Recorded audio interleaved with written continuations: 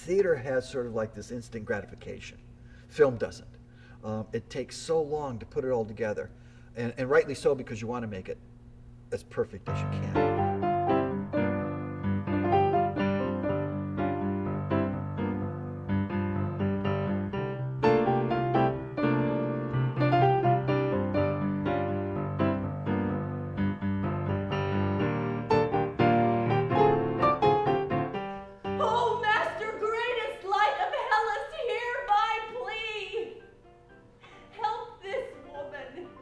Phil's background is not film production, his background is theater.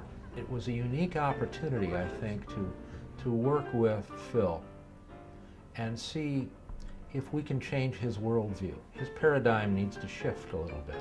I took my theatrical background as a director and those problem-solving skills that I have and applied them to this project.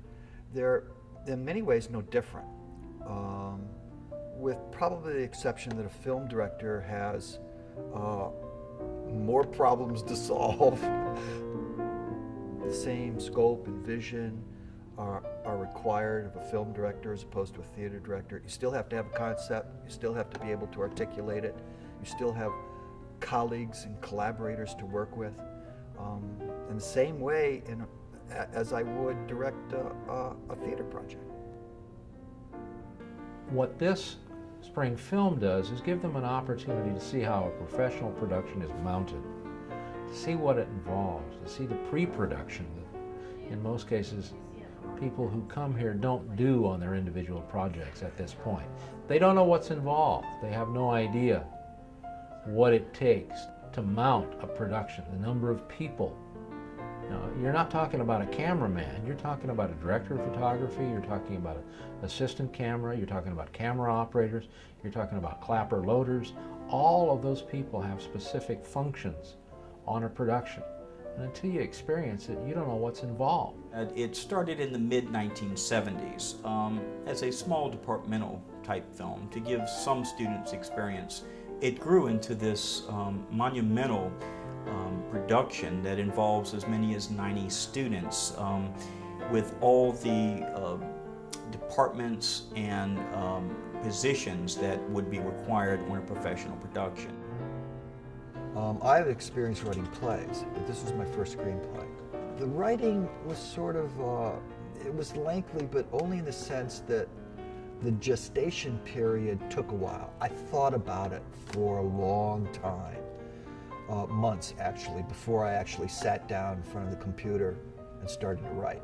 The source of the story really came from a little article that was in the newspaper, and the caption of the article read, "Super genius exposed as fraud," and it caught my attention, to say the least. And I read the article about 11 or 12-year-old boy who the world evidently thought was a super genius.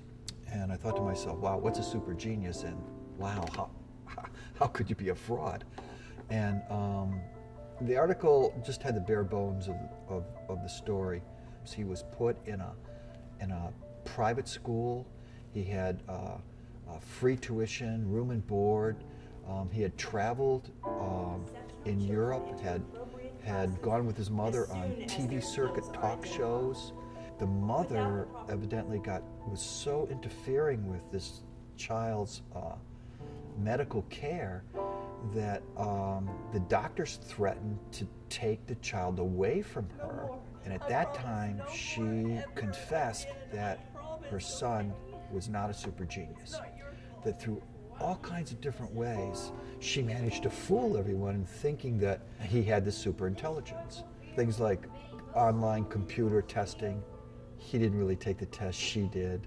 I wasn't so interested in why the mother did this. A terse kiss. I was more interested in the son and what his reaction to his mother would be after knowing that she had kind of put him through all this stuff. I was more interested in their relationship than the motivation of the mother. And so I wrote a fictitious account, and it was a lot of fun to do, and wound up being called Mother Wit. which to most of us means natural intelligence. My job as producer on Spring Film was to oversee primarily everything regarding the film. I wanted to make sure that the right department heads were in place. Harold, as a producer, rode roughshod over all kinds of things that would easily have burdened me and slowed me down. And without his quick decisions and professionalism, wouldn't have happened. The most overshadowing problem that we had during the production of Mother Wit was locations. Now, I had a reputation in the department of being a master of locations, always able to get the location we needed for whatever film. I hit a brick wall with Mother Wit. We had our heart set in the beginning in pre-production to use Xavier University because of their architecture. And were denied. And as it turned out, right in our own backyard, to me, shooting Mother Wit on UNO's campus wound up to be probably 10 times better.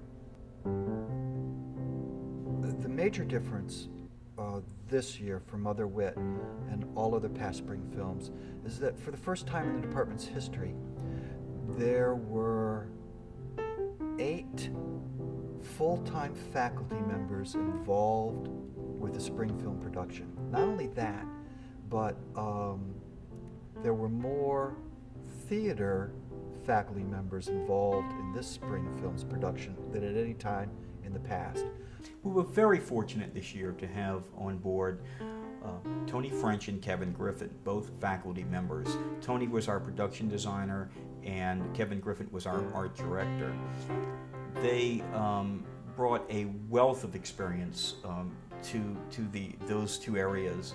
There is a definite amount of professionalism that comes from the faculty, because most of us, actually all of us, have been out and have done it professionally in one way or another, in one phase of production and post or another. So we know what's expected. We know what a set looks like. We know what a full-on set should be, what people should be doing, and we try to teach our students to do that. So in that, we are replicating the industry.